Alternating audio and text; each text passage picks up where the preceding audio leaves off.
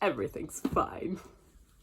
The world's falling apart, but everything's fine, right? Hey guys, welcome back to the channel, Bean here, and today I am bringing you my most recent reads video, I guess. I managed to read 10 books. 3 of them were physical while the rest were audiobooks. Lots of the times I would listen to the audiobooks while I'm at work. I've been in a reading slump for the majority of the year, but I have managed to read 29 books so far this year, which I will take and I will run with that. All right, so the first 4 books actually I'm going to talk about are the first 4 books in a series, and I'm going to talk about them one at a time, and the reason for that is because they're each written by a different author.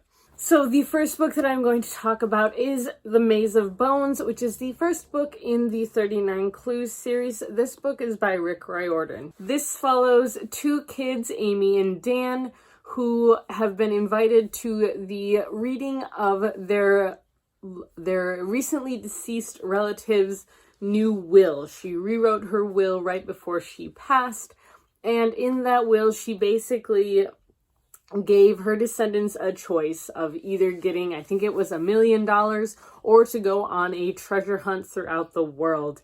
And so these 2 obviously take the treasure hunt, and you have to go around and find these clues. Now, the family that this involves is probably one of the strangest families I have seen in a while, and I don't mean that in a good way.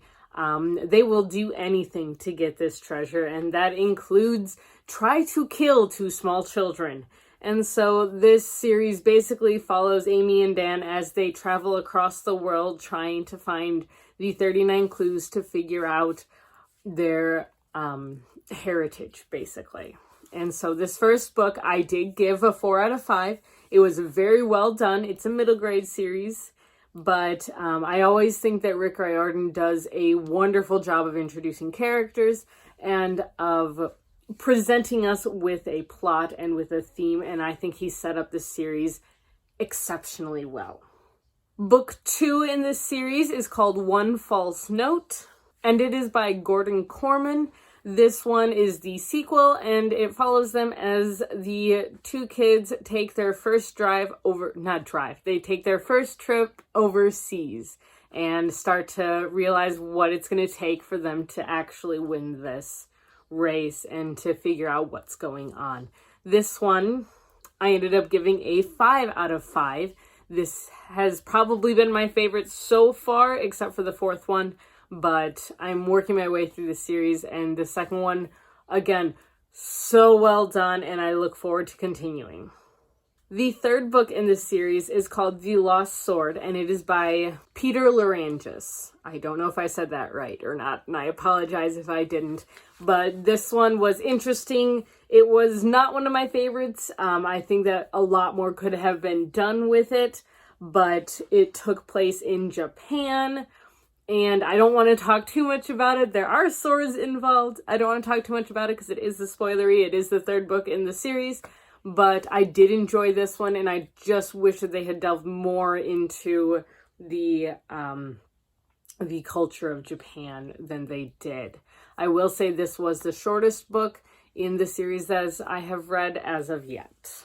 The 4th book and final one in the series I have read so far is Beyond the Grave by Jude Watson. Now, this one took place in Egypt, and again, I ended up giving this one a 4.5 out of 5 because this was one of my favorites. And the reason for that is because of everything that happened. They really delved into a lot of the different details, and I cannot wait to see where this story is going, and I do plan on continuing it after my owls. Alright, so moving on from those, the next book that I read was Red, White, and Royal Blue by McQuiston. If you haven't heard about this book, we did do a book talk on it, and all 3 of us really did enjoy it. I ended up giving this a 5 out of 5. I love this romance. I would highly recommend this as a romance for people who really aren't into romance. Like me, I'm not a big romance person, and I never have been, but this book did not make me feel uncomfortable. This book really just kind of took the cutesy romance and just exploded it. So this book follows 2 main characters. The first one is Alex, who is the son of the first female president of the United States. And the other one is Henry, who is the son of the Queen of England. Now, these two have this, it's a total hate to love relationship, but they, at the beginning of the book, they absolutely hate each other. And no one really knows why, except for Alex, who's holding a grudge from years ago. And all of a sudden, they end up causing an international incident at Henry's brother's wedding, and so they end up having to pretend to be best friends, and it just evolves from there, and it is full of the cutest things ever, and I loved this book. I really, really enjoyed it. That being said, I'm not a big romance reader, so I really can't say how good it was in comparison to other romances. I don't read them, but I loved this so much. It was so cute. The next book that I read and finished was Harry Potter and the Order of the Phoenix by J.K. Rowling. This is the 5th book in the Harry Potter series. This is also the longest book in the Harry Potter series at over 800 pages. I do have this version, which is the UK paperback version, and it is, I love the art in these ones, and we got a nice little, I shouldn't say little, we got a nice Severus Snape on the back here, but this book is actually, after rereading it, I have a greater appreciation for this book as of right now. I ended up giving this a 4.5 out of 5. While it's not my favorite book in the series, it is still high up there because so much happens in this book. And if you really want to get into some of the things, we actually also did a video on this one that was comparing the book to the movie and how disappointing the movie was for us. Basically was what the video was. I highly recommend the series. Again, if you haven't read this, where on earth are you guys? This is where we meet the Thestrals, we meet Luna, we meet Tonks, we meet all of these characters. We meet Bellatrix Lestrange, I believe we meet in this book as well. And it's so well done. Like I said, so much happens in this book. I don't want to get in because spoilers for those of you who haven't read it. Just go read it. The next book that I read was an audiobook, and that was Welcome to Nightvale, the first book in the Welcome to Nightvale series by Joseph Fink and Jeffery Cranor.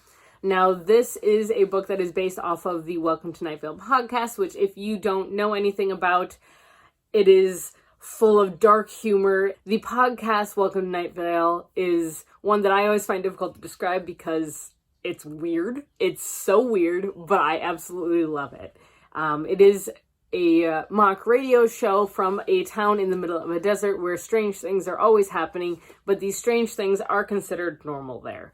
And that's just how the world is. Once you go into Nightvale, you can't leave, and once you leave Nightvale, you can never find your way back in. It's a strange town that you just come to love the more you listen to the podcast, and so I have decided to start reading the books as well. This book was good. It kind of jumped around a little bit. I felt like it had a difficult time focusing on the plot of the story, so I did end up giving it a 4 out of 5. However, I also would recommend listening to the podcast before reading this book, seeing as the podcast is often referenced. The radio station is referenced in the book, and events that happen through the podcast are also referenced. So, without getting too much into it, if you are into dark humor, go check out Welcome to Nightvale. It's about as dark humorous as you can get. Highly recommend it. I ended up giving this a 4 out of 5. And now for something completely different. The next book that I read was an e-arc that I got, and that was Cat's Cafe, a comic collection by Matt Tarpley. Now this is probably one of the cutest set of comics that I have ever read. It is centered around a cat that runs a cafe, and basically all the different creatures in the town and what they do. And it's so sweet because it's all about how Cat loves having this cafe and loves meeting these people and hires on an assistant and all of this kind of stuff. But it also deals with things like depression and things like anxiety, as well as there is a character who is mute and everyone just goes with it. And there's characters that, like I said, there's one of the big characters. She has depression, she has anxiety, and every morning before she goes to work, she gives herself a pep talk, and they kind of show that, and it's really kind of cool just to be like, and then sometimes so-and-so has these days, and we don't see them, and then we go check on them, and it's just really sweet, and it's really cute, and I highly recommend it. I will have a review up for it next week, hopefully, on my blog, so feel free to check that out. But I gave this one a 5 out of 5 in case you couldn't tell. Okay, the next one I'm going to talk about is my continuation on the Hercule Poirot series. This is 1-2 Buckle My Shoe. This is number 23 in the Hercule Poirot series. This one follows Hercule Poirot as he goes to the dentist. And then after he gets back the next day, his dentist is found dead, and everyone assumes that it is suicide, but he knows it's not, because it's Hercule Poirot and he knows everything.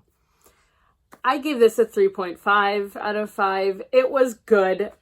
It seemed a bit more scattered than some of the other ones that I have read, but overall it is a subject that I wouldn't think about. Who murders a dentist and why? I'm sorry, guys, but I don't know.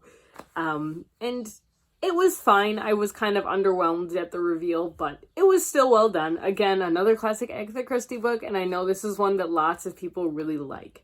So, unfortunately, I'm probably going to have an unpopular opinion when it comes to this one, but we'll deal with it. It's okay. So the next book that I'm going to talk about is Tuesday Mooney Talks to Ghosts by Kate Racculia. And I'm really sorry if I butchered that. I'm not sure how to say that last name. But this book I ended up giving a 4 out of 5 for. This was a magical realism book, which I absolutely love the magical realism genre. It's one of my favorites to dive into, and I just love exploring those types of worlds. This book follows Tuesday Mooney, who is the woman in black, a introvert who really just doesn't like people, but she is a professional Googler. So basically, her job, she gets paid to find out the details about people's lives that are public. Any information that is public, she is paid to go and find it. So basically, she finds out everything about everyone, and then is able to use that in order to get people to different fundraisers and such of that, and things of that sort. So she isn't the most social person, but it is made up for with her best friend, Dex, who is Point Dexter. Dex is your very flamboyant gay best friend who just pushes everyone away because he doesn't think anyone is ever going to stick around him. And so this book really does follow them as they meet a billionaire who ends up dying at one of the fundraisers that Tuesday is helping out at. And Dex shows up as a guest. And so after this billionaire dies, he sends out invitations to what seems like a bunch of really random people to invite them to his funeral, which is a masquerade. And at the masquerade, everybody is given a clue to try and figure out where his fortune is and what he has done with it. And so this follows lots of details for, like, Edgar Allan Poe was his favorite author. And so these guys just end up going on a journey to try and figure out what happened to this billionaire's fortune. I really enjoyed the first probably 2/3 of this book. And then for about 50 pages, I feel like it got lost. Like, it lost its drive. It got so delved down into little tiny details that I just kind of lost the big picture. And then it picked up again near the ending. So I overall give this book a 4 out of 5. I feel like I did a horrible job describing it. So it's basically, I think my thought was that it's National Treasure meets Escape from Mr. Lemoncello's Library, which is a middle grade book that everyone should also read. But it's like an adult version of that with all the literary references and everything. So it was pretty cool, a lot of fun to read, and I do highly recommend it. All right, now that I have blabbered on for a while, we are still in quarantine here. Yay, guys. So that's all I got for you today. So I am going to sign off here now. Feel free to like and subscribe. We post videos every Tuesday, Thursday, and Sunday. And if you want to be notified whenever we post these videos, hit the little bell icon down below. You can also find our list of Instagram channels, our blogs, as well as our Goodreads down below as well. So feel free to leave a comment. I'd love to know what you guys think of any of these books. If you've read them, what did you think? Any of that sort of jazz. So yeah, I'm gonna go because I have a headache. So I'll talk to y'all later. Bye!